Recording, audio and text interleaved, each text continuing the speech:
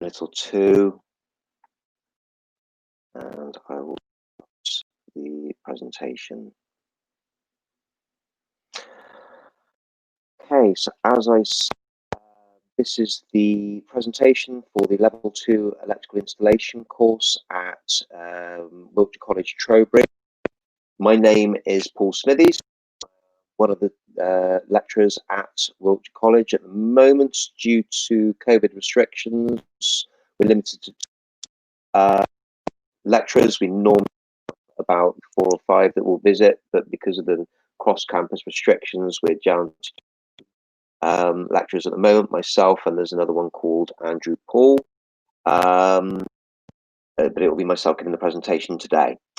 So, at Wiltshire College, Trowbridge, the course name is the 2365 Level 2 Introduction to Electrical Installation. And basically, the course over it's laying the foundations to progress on to Level 3 course. Just so you know, truthful at the beginning, a Level 2 qualification will lead to an industry recognised qualification. It is basically a stepping stone qualification that allows students to then be on to an apprenticeship. As things stand, the only progress to become a qualified electrician is to complete a level apprenticeship. But for those students who are straight out from school, they're asking for experience, and it's the catch-22 situation. Experience, employment, and how do you gain employment experience? UNIS is aimed to try and learners experience to get a start in the industry, then will progress to apprenticeship. It could also possibly progress on to a different qualification in the future. So it's not like a dead end qualification. It can progress on to civil engineering, electrical design. There are many things you can go on to, not just to become an electrician. But the predominant is to go into the electrical installation industry. I have a number of units, 5 units in total, that we'll be delivering over a period of the year. We start in September with the one of the most important overall, which is health and safety, and that lasts about 7 to 8 weeks. So assessment for this unit is normally done either just before or just after half. Progress to theory-wise, and with the structure of the construction industry, that these students are straight out from school. They don't know the structure of construction business. They don't know, for example, the role of an architect or a structure.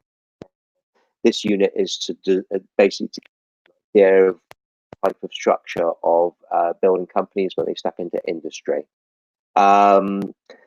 Just to let you know as well, the theory is only makes up about 50 to 60% of the unit. So on a weekly basis, there will be 2 days in college. 1 day will be theory.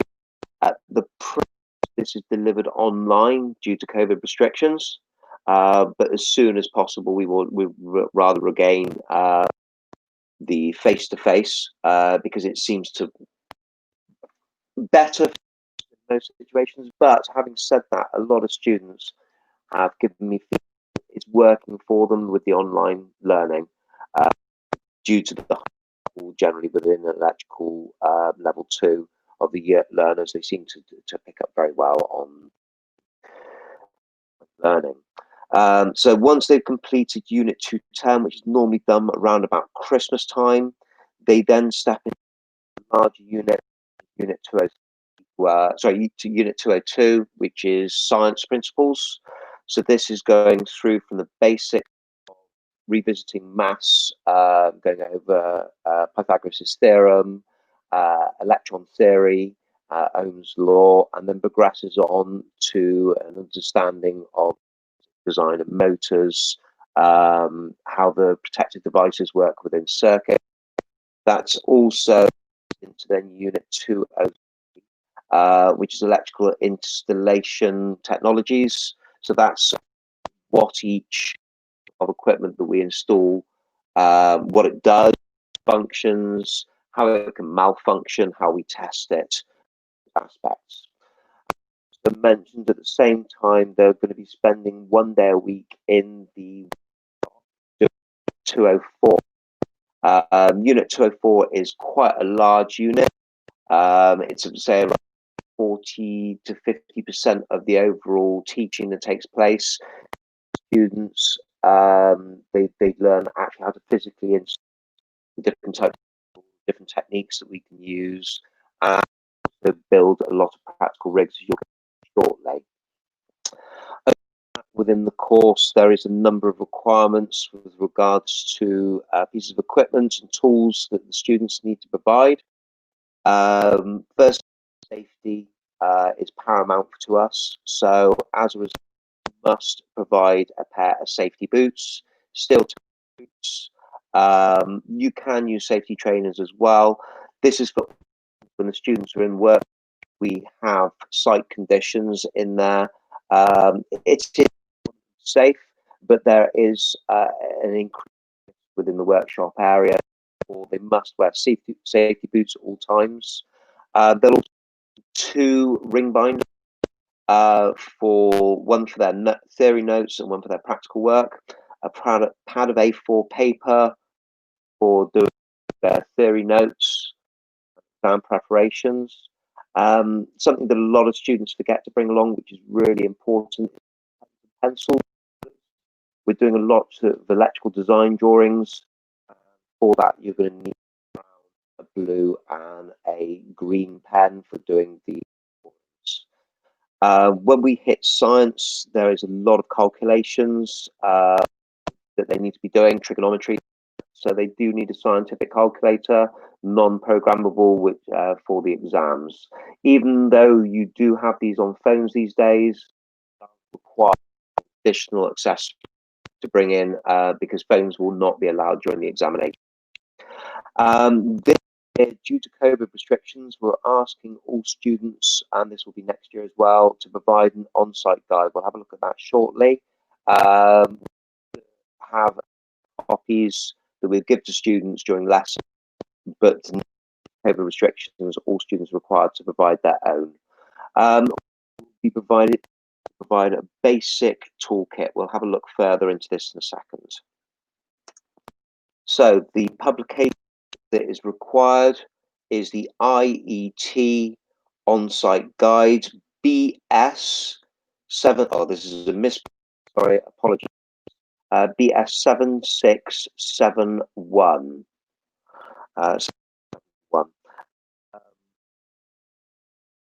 Sorry, I've just noticed I've had a message come through from Trudy. I'm a parent, just to say when people are clicking on app ID, it's only if you click on access via Google Play, it lets search for you.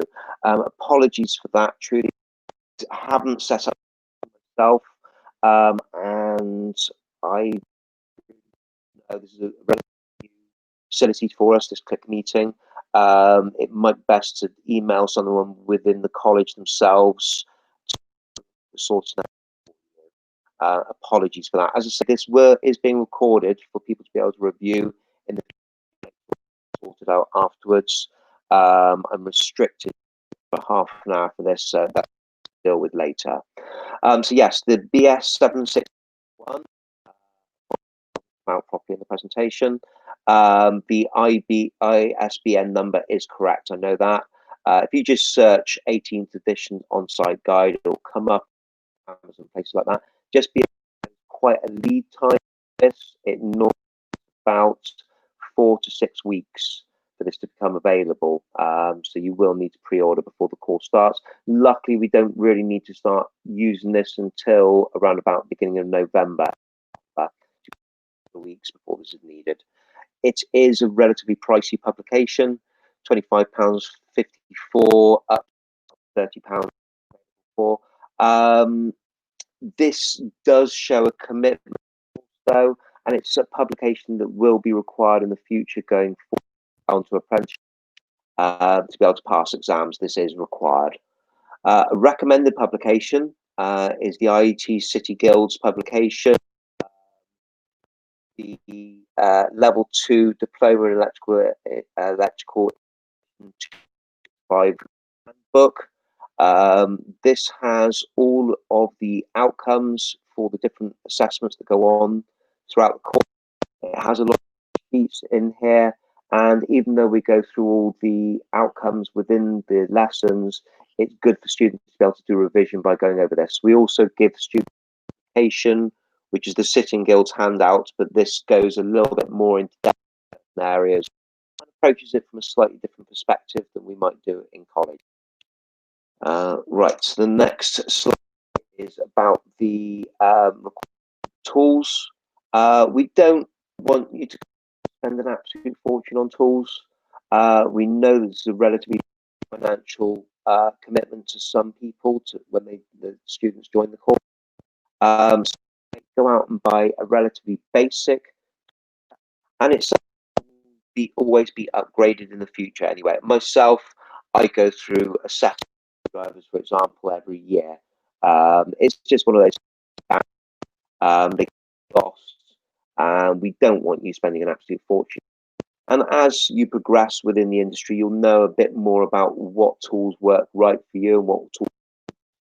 The only part that I would say is this one screwdriver here. I don't know if you can see this within the slide. A testing screwdriver not required. So basics of 4mm terminal flathead screwdriver and a 2 is all the really that's required. Also a pair of scissors and long nose pliers. All we do, all screws and side cutters and pliers are VDE certified, 1000 volts. When students start on the course in September, it will be a week for them to be able to get these tools. And due to COVID, we're not able to get tools out in the workshop. Unfortunately, rule that if students don't come in with tools when they're required, they'll be sent out. We cannot provide them with any tools, and it's do the job. So as it says here, just the slotted and crosshead screwdrivers, side cutters, pliers, a tape measure. It's just an ordinary tape measure. 5-meter tape measure is perfectly acceptable. To put their tools in. We do prefer students use tool bags. It's just easier rather than toolbox. Personal preference. If you already have a toolbox lying around in the garage, please don't go out spending money. Use that. And I'd say as students get on with the course, they'll suddenly start to realise, and it makes an ideal Christmas present to upgrade some of the tools that they have. The PPE that's required, as I say, we do boots. Spend a fortune on these. These can be just a cheap pair. All we do say is get something that's comfortable, because on a day there will be in those boots for an 8-hour period, and you know, if you could buy comfortable ones, students do complain after a while. With regards to work trousers, we don't require. What we do require is for students to either wear jeans or work trousers. Work trousers are generally more. They have an insert in the knee for them to when you're on the tools on site, you spend a lot of time working, and it can prevent future problems. They also have these flappy pockets on the sides that allow for additional tools to be held, and students are to bend the over so the tools don't tend to fall out. And so you can wear jeans, but any jeans are likely to in our workshop. We do have sharp metal, doing drilling exercises where there are hot metal falling on their jeans. As a result, we say no tracksuit bottoms in the workshop because they don't offer any form. My students, 90% of them this year, have opted to get work trousers, and they're glad they did, because ruining an expensive pair of jeans. We do provide the students with some very, very basic contact gloves. If you want to get them some additional protection, I do recommend Ironclad. That's just a personal bit of advice. On eBay or Amazon, they do normally have to come from America, but just some ordinary Stanley 99 pair of gloves available from Screwfix is perfectly adequate for the course. So let's provide you with one pair, but they will normally need replacing some way through the year because they do get. Next slide is a photograph. This is an example of the level 2 workshop we'll be having a look at shortly. This is the clean air. Students given their own baby in. They have their own consume units to be able to connect to. These consume connected to the electrical supply in any way, shape, or form. To do, the student must wire in an additional lead, which then plugs into these sockets on the side, which is controlled by the lecturer under power key. So we need to have the student do all the dead tests on the installation prior to live, and the lecturer will also do a visual inspection just to make sure have RCD protection on all circuits in the work as well. Say no circuit will be made live until their one-on-ones. The students do work basically autonomously when they're in their bays. The lecturer will be wandering up and down, keeping an eye. But as the students progress throughout the year, more and more put on the students. They have workbooks to work through. It follows a logical progression from unit to unit.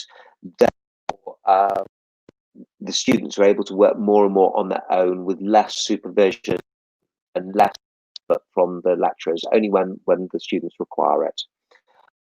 The next picture, an example of what the students will progress onto. So this is a later unit, around about Easter time. The students are doing installation work like this. So this is 20mm metal conduits.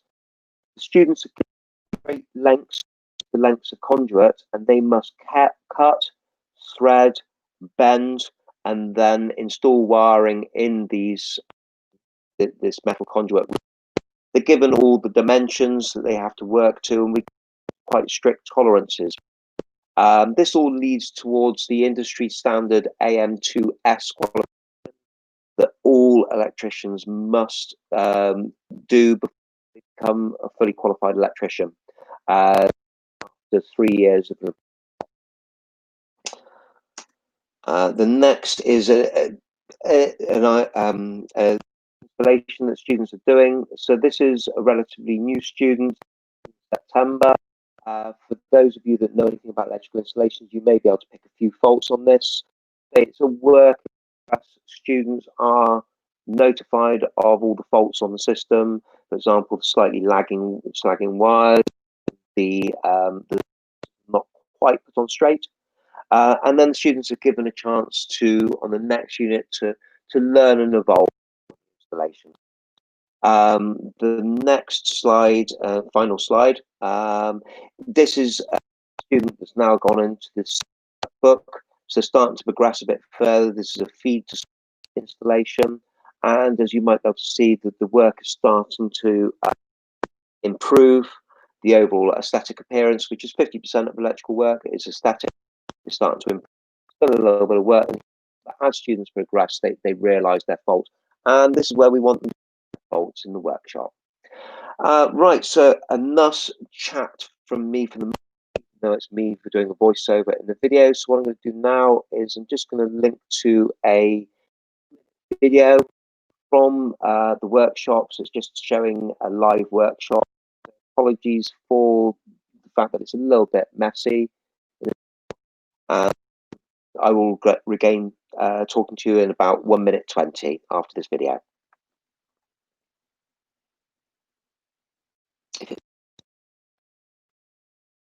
Oh, hang on, I just need to bring it back to the beginning. Apologies for this. It's, for those of you who are trying to work from home. So welcome to the level 2 right, electrical installation workshop. Apologies for the messiness. It is a live workshop. So welcome to the Level 2 Electrical Installation Workshop. Apologies for the messiness. It is a live workshop, and here are examples of the type of works students are doing. Okay, so each student has their own bay. They're given a box with a number of accessories in here. Whatever accessories they're required to do the task in hand is given. They're also given a tray with all the accessories that are needed. Set task. Here's another example. This is a feed to switch, another feed to switch going on. We do drawings up on the board so the students will be able to work to, so we can give them live, socially distanced advice on what they're doing. And they then need to be coming and completing these workbooks. Here's an example, the type of things, some drawings the students do, some questions. Each task leads on to the next one. Okay. Okay, right. So that's me said my bit. Relatively brief. Obviously, we can't cover everything that goes on. I'm sure there's a number of questions that anyone wants. I will try and wrap it for the next 7 minutes just to make sure that no dead air space if anyone wants to ask anything. So the level 2, as I say, is 2 days a week in college, 1 day a week theory, 1 day a week practical. There's also we name it directed study, but you would more likely call homework. Okay, Liam, what is the course? The course is 1 year, so it's from September to of June, 2 days, and then obviously we get 1 week for half terms and 2 weeks over Christmas, Easter. It's 355 contact hours in total, so it's 6 hours contact time a day. The theory is done remotely. I don't know whether it's going to be continuing in September. If I absolute fortune, but it's 6 hours a day online, 6 hours practical. There is some homework. It will vary from week to week, but it normally increases throughout the year as well. Have you got any other questions at all, Liam? Because you seem to be the only person there. Cost for the course, you have mentioned, and books. It depends on whether you're under the age of 18. If you're under the age of 18, the government will fund it. If you do not currently hold qualification, there is available. Also, if you're on a receipt of universal credits, the government will fund it. Otherwise, I think there's a £25 administration fee at the beginning. Then there's the books. Everything else is covered.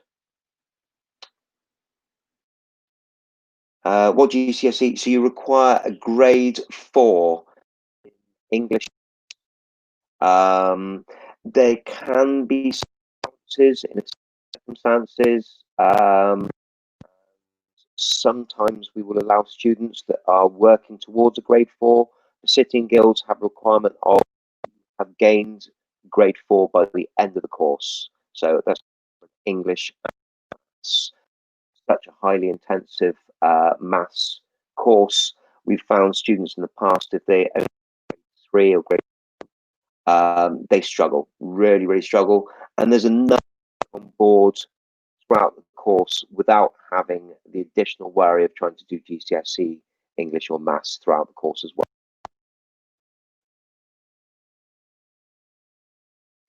Any other questions at all, Liam? Because you seem to be the only person in the room right now. As I say, if else wants to ask me any questions, after the end of this course, so after the video, I will post up my email address. I'm 7 days a week to a certain extent. I need a bit of private time as well, but I will try if I don't answer straight away. I'm normally relatively quick at getting back. So it's paul.smithies@ac.uk. Just check the spelling is all up there correctly, and there we go. So just click on email me for any questions. Say no problem, Liam. You know, please do that. I know that they're going to come up. There's probably 1,001 questions. Just to reiterate, at the end of this course, it's only a stepping stone course. There is, you can step into industry, but all you'll be able to work electrical labor. To become fully qualified electrician, do a level 3 MBQ3 in electrical installation. So run through the college 1 day a week, 4 days a week in industry, and at the end of that, then get to progress on to the AM2S, which if any of you know electrical installation and have done the AM2 or the AM2S, clear into the hearts of most electricians. It's a 30-hour practical, 17.5-hour practical test, which is done one-on-one. So it's one assessor stood on your shoulder, watching everything you do, every mistake you make, and it's quite a nerve-wracking course. After completing US, you are then a fully qualified electrician, and apart from update courses on regulations, the only thing to do to start up your own electrical installation business. Right, I've got the allotted slot. Hopefully I've answered any questions you've had, and I hope to see yourself, your children, in September. Okay, so that's it from me, and any questions, please do.